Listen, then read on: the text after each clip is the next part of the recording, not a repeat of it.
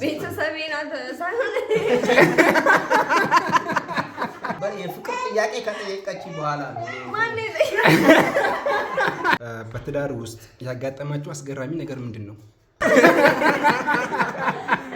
አይ ከደበረሽ አይ ችግር የለውም። አራስ ቤት እያለሽ የባለቤትሽ ድጋፍ ምን ይመስል ነበር? ሽማግሌ ለራስ በሶስተኛው ነው የተባለ 3 ጊዜ ይሆን ማለት ነው። ሰላም አለይኩም ወራህመቱላሂ ወበረካቱ። ወአለይኩም ሰላም ወራህመቱላሂ ወበረካቱ። እንኳን ደህና መጣችሁ። እንኳን ቆየህን። እሺ አክብራችሁን እዚህ ድረስ ስለተገኛችሁ ከልብ አመሰግናለሁ። በድጋሚ እንኳን ደህና መጣችሁ ብያለሁ። እንግዲህ ዛሬ ከማን ጋር ነኝ? ከሀያትና ከአክራም ጋር ከኛ ጋር ነው ያላችሁት። እሺ እንግዲህ ዛሬ ጥሩ ጊዜ እናሳልፋለን ብዬ አስባለሁ። ኢንሻአላህ አንዳንድ ጥያቄዎችን አዘጋጅቻለሁ። ያቺ እንግዲህ ሳትዋሹ እናንተም መዋሸት አይቻልም። አንደኛው ከዋሻ አንደኛው እያላችሁ ጭራሽ አልወድም አይደለም። በህይወት እሺ እንነጋገራለን። እሱን እሺ የምናየው ይሆናል። ጥያቄ ልጀምርላችሁ። አንደኛ ጥያቄ ልጀምርላችሁ። እንግዲህ ብዙ ጊዜ ለመጀመሪያ ጊዜ እንዴት ተገናኛችሁ ነው? እንዴት ተገናኛችሁ? የት ተገናኛችሁ? ሰፊ ነው ግን ጉዳዩ ሰፊ ነው። እንግዲህ ለተመልካቾች ለአንተ ቤተሰቦች ክብር ስንል ያው ታሪካችንን አጠር አድርገን እንናገራለን ማለት ነው። ያው የተገናኘ ነው እንግዲህ ደሴ መናኸሪያ ውስጥ ነው። የዛን ጊዜ እኔ ደሴ መናኸሪያ ውስጥ ነበረ የምሰራው። ረዳት ነገር ነበር። አትዋሽ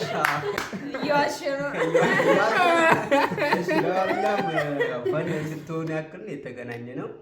ያው ደሴ መናኸሪያም ለመጀመሪያ ጊዜ አየኋት እዛ ነው። አጋጣሚ ወዴት ነበረ የሄድነው?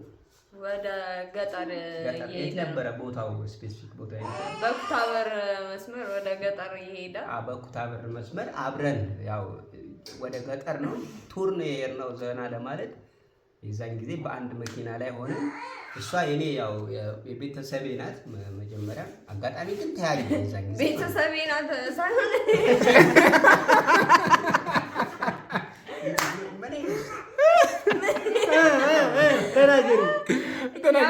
ማለት የሩቅም ቢሆን የአክስቴ ልጅ ምናምን ያው ራቅ ያለ ዘመር ነው። ጋብቻ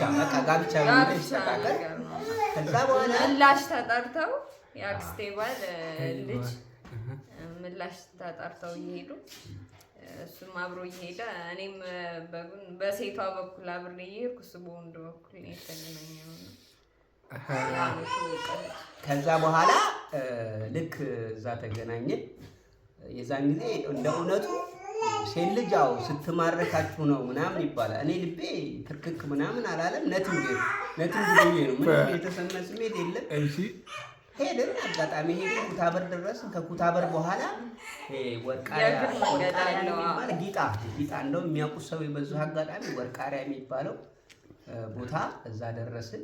በእግር ነው የሚካሄደው፣ መኪና ምናምን አይገባም። ከዛ በኋላ እዛ ከደረስን በኋላ በሰዓቱ ክረምት ነበረ፣ ጭቃ ነበርና ከዛ ያረኩት ጫማ ደግሞ አይመችም። አዝዬ እሷን ማለት ነው። ከእንደገና ያንን ጭቃ አላዘርኩኝም። ለማንኛውም ደግፌ ብቻ በእንደዚህ ነው የተዋወቅነው። ታሪኩ ብዙ ነው። ከዛ በኋላ ያው እዚህ ወርቃሪያ ደረሰ። ወርቃሪያ ድረስ ኖርማል ያው ጭቃ ምናምን አለ። ከወርቃሪያ በኋላ ጭቃ የለም በሰዓቱ ማለት ነው። ወርቃሪያ ደረሰ። ከወርቃሪያ በኋላ እኔ ለመጀመሪያ ጊዜ ያየሁት እንደዚህ እንደውም ተገርሜ እኮ ምንድን ናቸው ምናምን ነበር እኮ ያልኩሽ እና ምናምን እንደዚህ ይዘው ቁጭ ብሏል። ለማንኛውም እኔ እዛ ነገር እኔ ገረመኝ ነገር እዛ ሂዳን እንደዚህ በግ ምናምን ታረድና እኔ አላውቀውም በቃ አያውቀኝም ገና እንትን እየተዋወቅን። ከዛ ስጋው ማለት ነው እየመረጠ ወደ እኔ ነበር ይሰራል። እኔ ማለት ለሴት ስለማዝ ነው እንጂ ለሳይት ኖሮኝ አይደለም በሰዓቱ እንከባከባለሁ። ከዛ በጣም ነበረ እኔ ስጋ ላይ ነበረው እሱ አይበላም እና ወደ እኔ ነበር ከስቼ ነበር በሰዓቱ። የዛን ጊዜ ለእሷ ነበር የማበላው። ከዛ በኋላ ያው እዛ ቆየን 3 ቀን ምናምን ቆየን። አገሩ በጣም ነው የሚያምረው እና በሰዓቱ አረንጓዴም ነበረ። አረንጓዴ ብቻ በጣም ደስ ወንዞችም ምናምን እንደዚህ ተፋሰሶች ነበሩ። እንደውም ፎቶ ነበረ የተነሳችሁት። ፎቶ ነበረ። ያው እንትን ያገናኛችሁ ዞሮ ዞሮ ሰርግ እና በሰርግ ዙሪያ የተያዘ መልስ ነበርና በዛ ላይ ነበረ ተያያችሁት። እሺ እንዴት ወደዚህ ወደ ትዳር ዓለም ሊገቡ ቻላችሁ? ከረጅም ጊዜ በኋላ ብቻ የተጋባነው ከ5 ዓመት በኋላ ነው። ከታያችሁት በኋላ ከታየን ከ5 ዓመት በኋላ ነው። ቀለበት ለራሱ ያደረግነው ከ3 ዓመት በኋላ ነው ከተዋወቅን። ብቻ እኔ ብዙም ፍላጎት የለኝም ነበር፣ ተማሪ ነበርኩኝ። እሱ ነው ፍላጎት ያለው። በብዙ ነገር አስጠይቋል፣ አይቻልም ፍላጎት ያደረብኝ። ያው በእርግጥ እኔ እንደዚህ ያለ ነገር አላሰብኩም ነበር። የፍቅር ጥያቄ ከጠየቀች በኋላ ነው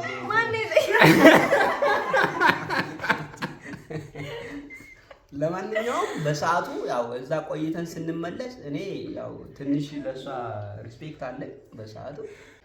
ብቻ ሽማግሌ ለራሱ በሶስተኛው ነው የተባለ 3 ጊዜ ሊሆን ማለት ነው። ብዙ ለፍታ አንቺን ለማግኘት ያው ያልወጣው ዳገት የለም ማለት ነው። ከዛ በኋላ ቁም ነገር ወደ ጀመርና በአመታችን ቀለበት አደረግን። ከተጋባ 2 አመታችን። ማሻአላህ። እሺ ወደ ሁለተኛ ጥያቄ አልፍላችኋለሁ። እንግዲህ ከተጋባችሁ በኋላ በትዳር ውስጥ ያጋጠማችሁ አስገራሚ ነገር ምንድን ነው? ልጅ አስገራሚ ነገር ነው። ደስታን ይፈጥራል። ልጅ በጣም ደስ ይላል። እንደገና ያው ሀሳብ ለራሱ እንደዚህ መለዋወጥ ከባለቤት ጋር በጣም ደስ ይላል። እኔም ወንደላጤ ሆኜ ብዙ ጊዜ እኖራለሁኝ።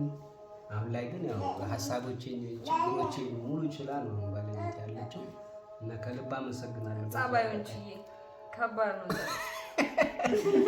እንግዲህ ተመልካች ይፈርዳል። እሺ ጥያቄ እያለ ይቀጥላል። ወደ 3ኛ ጥያቄ አልፍላችኋለሁ። በምን ጉዳይ ላይ ነው በተደጋጋሚ ወይም ደግሞ ቤት ውስጥ የሚያስማማችሁ ነገር? እኔ ጋር ብዙ ነገር አለ። ለካሽ አይ ከደበረሽ አይ ችግር የለውም። ለማንኛውም ያው አንዳንድ ጊዜ ለስራ ምናምን ቤት ውስጥ እኔ ስራ ምናምን ስሰራ አታሰራኝም። አሁን ልጃዝ ምናምን መልዕክት ልዘዝ ምናምን የምትለው ይሄ ያው እኔ ልጅ መያዙንም ሳይሆን ግን በስራ ሰዓትም አታሰራኝም። ያው እሷ ምግብ ልስራ ይላል፣ ቤላ ጽዳ ይላል፣ ምን ይላል። እኔ ደግሞ ሰው የሰራ አይጥመኝም። መንከባከብ ጥሩ አይደለም። ካልሆነ ሼፍ ምናምን ይማርና ከዛ በቃ ሼፍ ብዬ ጣፍጧት ነበር። ባለፈው የበላቸውም ሰርቼላት ድገም እያለችኝ ያው ባለሙያ ነህ ማለት ነው። በጣም አይ እንደዛ ከሆነ ያው ሴት ልጅን መንከባከብ ግድ ነውና። እሺ ወደ የሚቀጥለው ጥያቄ ልላችኋለሁ። አጠራጠር እያደረኩ ነው እንትን ማቅረብላችሁ። እሺ አንዳችሁ የሌለውን መጥፎ ልምድ ብትቀይሩ ምን ትቀይሩ ነበር? ያው እኔ የሆነ እኔ እንጃ ምን ልበል ነጭናጫ ነገር ነኝ ብዬ አስባለሁ ራሴ። ሴት ልጅ በተፈጥሮ አንዳንድ ሴቶች ነጫነጫሉ። ፍቅሬንም ገልጸው በመነጫት የኔ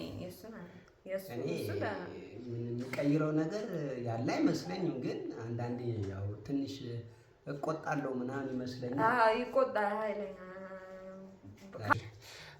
እሺ ወደ መጨረሻ ጥያቄ እየተጠጋን ነው። ይሄርን ነው ልጅ መውለዳችሁ ግንኙነታችሁን እንዴት ለወጠው?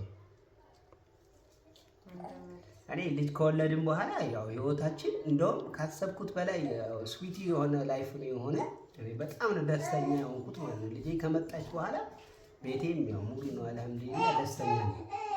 እና ትዳርን እንደውም ማለት ነው ከልጅ ከመኖሩ በፊት እና በኋላ ያለውን ብለን ብንለየውም ይሻላል። በጣም ነው ለውጥ ያለው። እኔ አልሐምዱሊላህ በጣም ደስተኛ ነኝ። እሺ ወደ ስንት ጥያቄ ደርሰን ወደሚቀጥለው ጥያቄ አልፍላችኋለሁ። እሺ በልጅነት እና በትዳር መካከል ያለውን ሚዛን እንዴት ታዩታላችሁ? ትዳር ውስጥ ስትሆን ደግሞ ሙሉ በቃ ልብሳችሁ ታጥቦ በቃ ጧት ስትነሱ ቁርስ ቀርቦ ምናምን ያ ነገሩ በጣም ደስ ይላል እና ጥሩ ነው። በቃ ትዳር ብዬ ነው እኔ የምመክረው። ያላገባችሁም በዛ አጋጣሚ አግቡ። አላህ ይወፍቀን ኢንሻአላህ እናገባለን ኢንሻአላህ። እሺ ወደሚቀጥለው ጥያቄ አልፍላችኋለሁ። በእርግዝና ወቅት የተለየ እንክብካቤ እንዴት ታደርግለት ነበር? ለሷ ማለት ነው። ለሷ ያው እንክብካቤ ወክ ሁሌ አለ እና ይጋብዘኝ ነበር። አንድ ቀን ነው ምንድን ነበር አማርኛሽ? አንድ ቀን አሳማረኝ ብዬ ከሀይቅ በቃ ማን ያምጣልኝ ይቀዘቅዛል አሉ። ከዛ ድረስ አምሮኝ ቀርቷል እና እስከ ገንዳው ላስመጣላን ነበረ። መኪናው እንትን አላለም ግን ከዚሁ በልቻለሁ።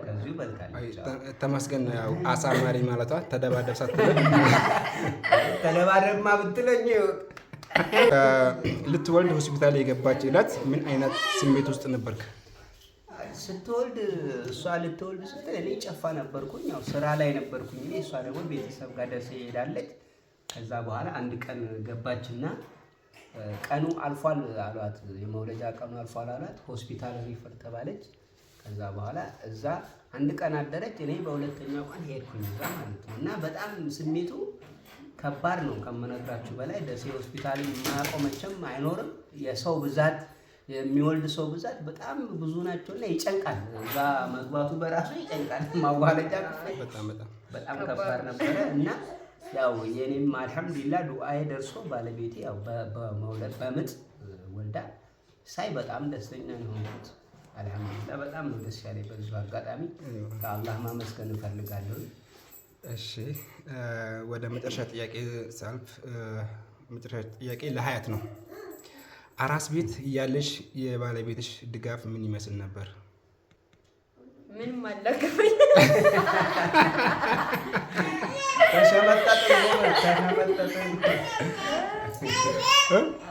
ምንም አይነት እንክብካቤ አልነበረም? አይ በጣም አሪፍ ነበረ። ያው ከአንድም ሁለቴ አብሮልኛል እና በደንብ ነው ታርሼ የመጣሁት።